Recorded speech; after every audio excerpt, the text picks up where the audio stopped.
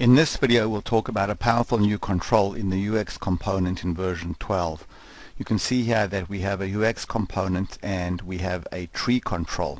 So the tree control is a new type of control that you can place on the UX component. So you can see here that here's our tree, and we can expand a branch on the tree and click on a node in the tree or a leaf in the tree, and then have an event handler that fires. So let's go back now and take a look at how we created this tree. So let's go back to design mode, and I'll just start out by adding a brand new tree over here. So we'll go here and we'll call this tree 2, and then we can go ahead now and start defining the properties of this tree. So we can specify how the tree will be populated, and you've got a choice of using the tree data Genie, where you use a builder to help you build the items in the tree, JSON, which we'll cover a little later, and then XBasic, where you can actually write an XBasic function that will generate the tree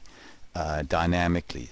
So let's start out with the tree data Genie. So we'll open up the Genie, and now we can go and build our tree. So let's go here and just start adding in items to our tree. So we'll type in alpha, beta, gamma, and then under alpha we'll put some child items. So we'll go here and type in, say, A1, A2, A3, and then let's go under beta and type in, say, B1, B2, B3, and then under B1 we'll go here and we'll type in BB1, BB2, BB3. So we've defined a tree now. The tree can be arbitrarily complex, and when we click OK, the tree has been filled in for us. And now we can go to each item in the tree and define properties. So we can go here and define the collapsed icon, the expanded icon, and also the on-click event.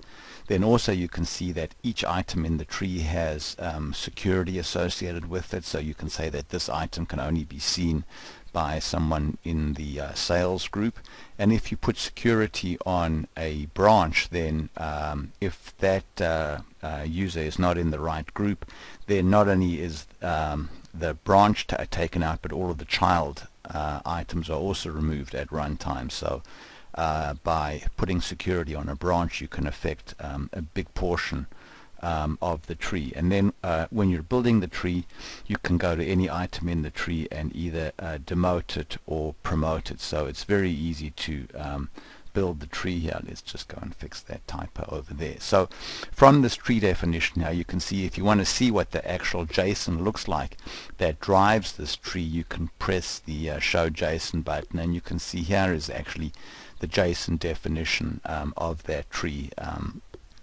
So if you want to use the option to specify JSON yourself, you can use this as a starting point. So anyway, so now we've defined our tree, and then let's just go here to, say, for example, item this alpha 3, and define an event handler. So I can go here now and I can just type in alert, you clicked on A3, and now we've defined an event handler for that particular leaf in the tree. But in practice, you're going to want to create event handlers that do much more complex things than just, say, an alert.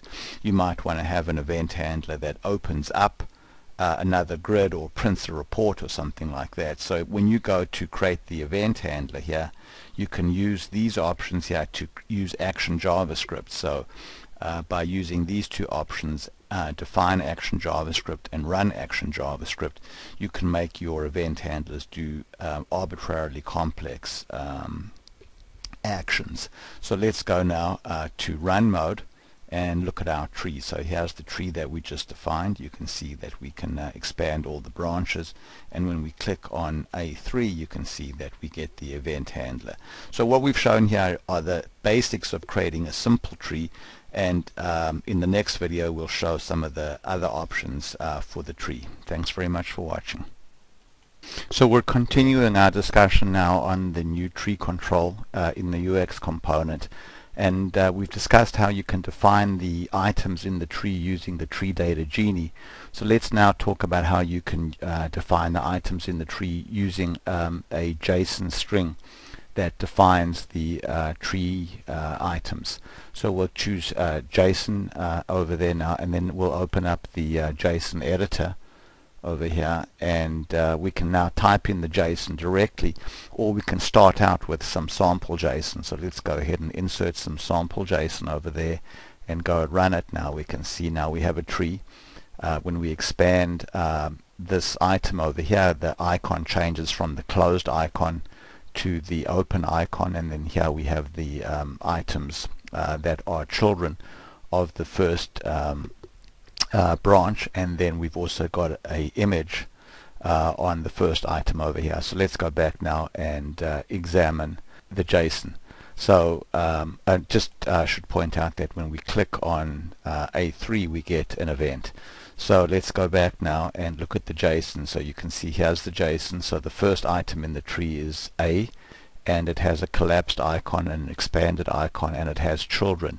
Then the pattern repeats. The first child has HTML, an icon, so it doesn't have collapsed and expanded icons because this is a leaf node, so therefore it just has an icon entry. And then here's my onClick event handler, which is a JavaScript function that gets called. So there's the JavaScript function that gets called when the user clicks on A1. So if I wanted to go and modify this in some way, I'll go here and type in A modified, and then if I wanted to go, for example, and change the onClick for B, so I'll go here and type in B2 and then make that B2. And now let's say I'd like to add in an icon for B2 as well, so I'll just copy that icon over there, copy this. Now because this is we're typing pure JSON here, there needs to be a comma after that item over there, a comma over there, but no comma there because this is the last entry. So now B2 is going to have an image on it as well. So let's go now and run this. So here we go, run this, and there's B2 with this image on it, and there's our event handler. So you can see that by modifying the JSON directly, you might find that a more efficient way of building your tree than using the tree Genie.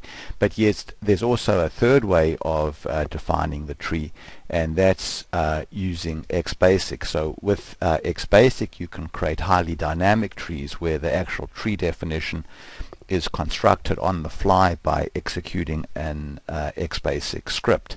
So let's change now from JSON to XBasic, and now we need to specify the name of the XBasic function that's going to be used to generate the JSON definition for the tree. So let's go here and click the Smart field, and up comes my builder, so I can type in the name of the XBasic function that I'd like to call. So I'll just call it, say, XB1. Now we haven't yet defined XB1, but what I can do here is click this hyperlink to get some sample code. So this is the sample code that's going to be that I can copy, and I'm going to just take this sample code and then copy it to the clipboard, and now go to the XBasic functions section over here, paste in the code, and now define my function. So let me pause now and pick this up in the next video. So let's go back now to this XBasic function, and we can see here that in the comments in the function it tells us how to go about creating the function. It's telling us that there are two approaches that you can use in your XBasic code. The first is to write the XBasic directly that creates an XBasic array, and then when you want to go to nested items in the tree, you create subarrays, and then you call the var to JSON function, which takes an XBasic dot variable and converts it into a JSON object. Now this approach here, you can, if you just sort of read through the comments, I'm not going to read through the code line by line in this video, but it does explain how you can use XBasic to slowly build up the items in the tree. But the other approach is to use a built-in helper function called tree text to JSON. So this XBasic function makes it very easy to generate the JSON. So I'm going to go here and I'm going to start out by just uncommenting this code, running it, and then coming back and explaining it. So here we go, and now let's save this away, run it, and we can see here's our XBasic has generated this tree over there. So let's go back now and take a look at the function. So the function basically takes a CRLF delimited string of data. So here's my data, and then items in the this CRLF delimited string are tab indented. So this is a tab character over there, so you can see there. So I basically build the tree in a very visual way, and I specify the label for each item on the tree in this outline format over there, and then for each item in the tree I can put on the same line using JSON syntax all of the additional properties that I would like for that item. So for example, for the first item, alpha, I've specified a JSON object that has icon and sets that to my icon, and on click and sets that to you clicked on alpha. So if I were to go now and copy this, for example, to that entry sub alpha 2 there, and change that to my icon 2, that doesn't really exist, so I'm not going to see any icon there, but I'll change that to sub alpha 2. If I now go and run this, the XBasic function runs, and then I go there and I click over there, and there's the icon, which is not showing up because it doesn't actually exist yet. But the point here is that this XBasic function can be arbitrarily complex. It can retrieve data from a database, etc. And using this very sort of simple and understandable syntax here, you can then create a string and then feed it into this tree text to JSON function, which will actually generate the fully formed JSON definition that you can use to populate your tree. So there are three different methods that we've shown here for populating the tree. What we would expect is that in most cases the tree will be populated using the tree data Genie, which allows you to define the tree at design time and then control some of the items in the tree through server-side show hide expressions and through security groups. But for more advanced users who want the full power of XBasic, the ability to create the tree definition on the fly using XBasic is a very powerful option. So I hope you've enjoyed this. What we've shown here is this very powerful new tree control in the UX component for version 12. Thanks very much for watching.